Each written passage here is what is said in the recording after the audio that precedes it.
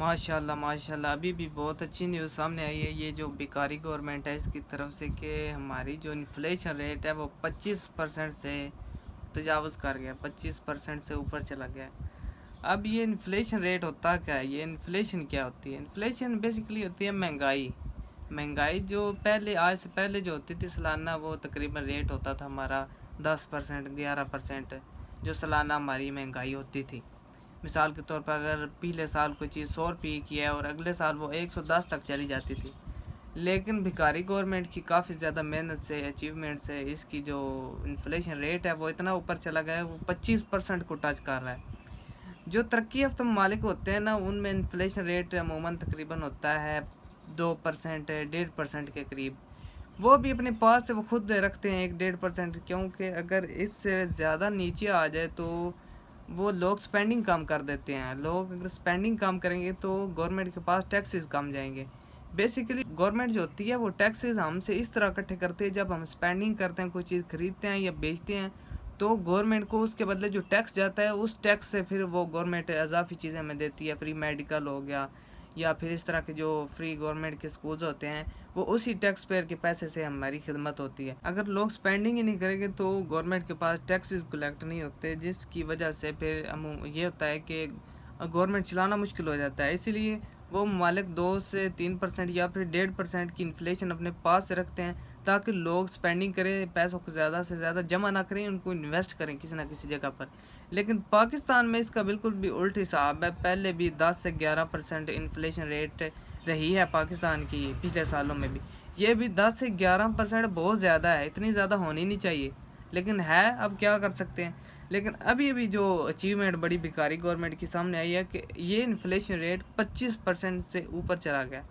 अब इसका नुकसान क्या होगा? नुकसान तो ज़ाहिर सी बात है, सबको पता है। जो चीज़ पहले 100 रुपये की आपको मिलती थी, वो आपको 125 रुपये की मिलनी शुरू हो जाएगी। अचानक से 25% एक चीज़ की कीमत में इजाफा होगा, तो आप सोच सकते हैं कि जो आम आवाम की स्पेंडिंग है उनके ऊपर कितना बुरा असर पड़ेगा। उसकी स्पेंडिंग कितनी कम हो जाएगी। जिसका पहले गुजारा 10,000 में होता था, उस का 12,000 14,000 में हो जाएगा। जिसका पहले गुजारा 1 लाख में होता था, अब उसका गुजारा 1,25,000 में होगा। वो 25,000 जो ऊपर वाला है वो कहाँ से अरेंज करेगा? पहले तो मिसाल के तौर पर उसकी 1 लाख अगर कमाई थी तो वो 1 लाख रुपए में उसका गुजारा हो जाता था, लेकिन अब उसको 25,000 इजाफी खर्चने पड़ेंगे।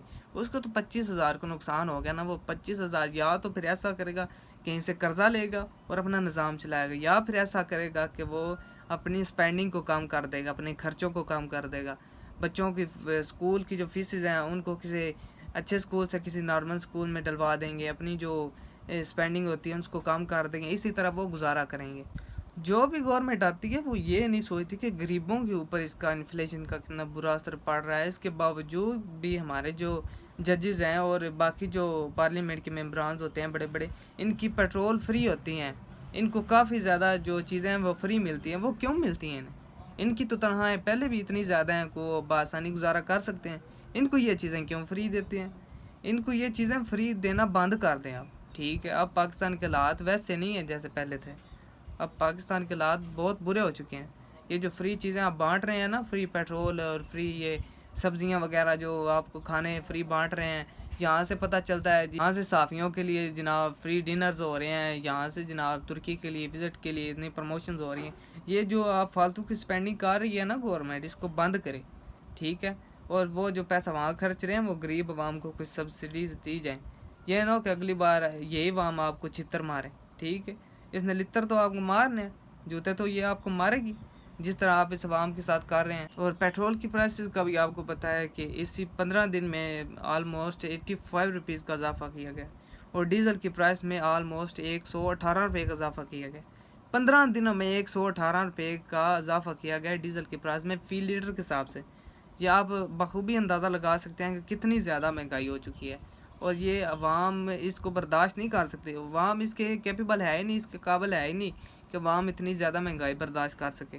अब और यार इस गवर्नमेंट को क्या कह सकते हैं। ये जितनी ज़्यादा मुश्किलात पैदा कर रही हैं ना पाकिस्तान के लिए और पाकिस्तान की अवाम के लिए, जो आने वाली गवर्नमेंट होगी ना, जिसकी भी होगी, अभी इलेक्शन तो होने हैं, और जिसकी भी गवर्नमेंट आएगी उसके लिए बहुत ज़्यादा मुश्किलात होंगी, کیونکہ اتنا زیادہ قرض بھی ہو چکا ہے اور اتنی زیادہ انفلیشن ریٹ ہو چکی ہے. جو نئی گورنمنٹ آئے گی وہ کیسے ایک دم سے اس کو کام کر سکے گی؟ آنے والی گورنمنٹ نے کوئی اپنے پاس سے تو نہیں نا پیسے لے کر آنے جو آتے ساری پاکستان کی جو اتنی انفلیشن چلی گئی ہے 25% پہ اس کے کام کرے گی اور مہنگائی کو کام کرے گی اور عام عوام کو سبسڈیز دے گی. آنے والی گورنمنٹ نے تو پھر یہی کہنا ہے نا پچھلی گورنمنٹ نے کچھ نہیں کیا, اتنی بربادی کر چکی ہے, جو حتیٰ کہ ہو بھی چکی ہے بربادی اتنی زیادہ. 25% انفلیشن ریٹ, یہ پچھلے 45 سال کا ہائیسٹ انفلیشن ریٹ ہے, پچھلے 45 سال کا. تو آنے والی گورنمنٹ تو پھر یہی کہے گی جو پہلے گورنمنٹ کہتی ہیں پچھلی گورنمنٹ نے کچھ نہیں کیا.